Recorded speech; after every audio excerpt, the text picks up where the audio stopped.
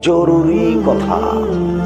আবু হুরায়রা রাদিয়াল্লাহু তাআলা আনহু বলেন, রাসূল সাল্লাল্লাহু আলাইহি সাল্লাম বলেছেন, লা ইয়াজালু ইস্তাজাবু লিল আবদে, সবারই দোয়া কবুল হয়, সবারই দোয়া কবুল হয়, তবে বেইসমিন আও কাতিয়াতির রাহিমিন, পাপের দোয়া করলে কবুল হয় না, আত্মীয়তা সম্পর্ক ছিন্ন করলে কবুল হয় না।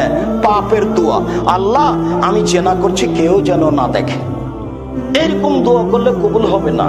সম্পর্ক ছিন্ন করার, শ্বশুরে টাকা দিতে চেয়েছিল 1,50,000 বিবাহের বৈঠকে দিয়েছিল, তারপর 50,000 6 মাস পরে দিব বলেছিল, বছর পার হয়ে গেলে এখনো দেয়নি, তাই গতকালকে গেছিলাম টাকাটা দাও, তো দিল না।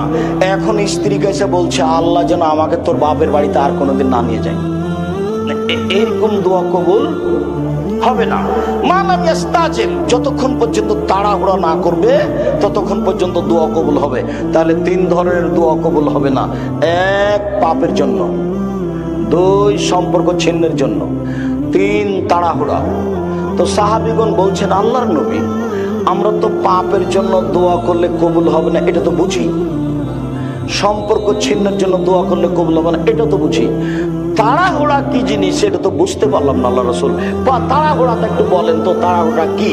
তখন আল্লাহ রাসূল বলছেন, শোনো, তাড়াহুড়া বুঝতে পারলে না, এক লোকটি বলে তাও তো ফালামারা ইস্তাজাব আলী, দোয়া করলাম, কত দোয়া করলাম, ওই দোয়া কবুল হয় না, ফায়াস্তাহসিরু, তারপর অলস হয়ে যায়, দোয়া, তারপর দোয়া ছেড়ে দেয়, 6 মাস করেছি হয় না, বছর করেছি হয় না, তখন দোয়া ছেড়ে দিয়েছে।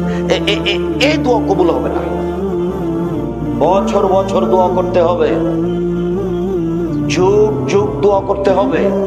মুহাম্মদ সাল্লাল্লাহু আলাইহি সাল্লামের দোয়া কবুল হয়েছিল 12 বছর পরে, ইয়াকুব আলাইহিস সালামের দোয়া কবুল হয়েছিল 25 বছর পরে। কাজেই দোয়া করলেই কবুল হবে তাড়াতাড়ি এ কথা নয়, আপনাকে ধৈর্যের পরিচয় দিতে হবে, তাহলে দোয়া কবুল হবে।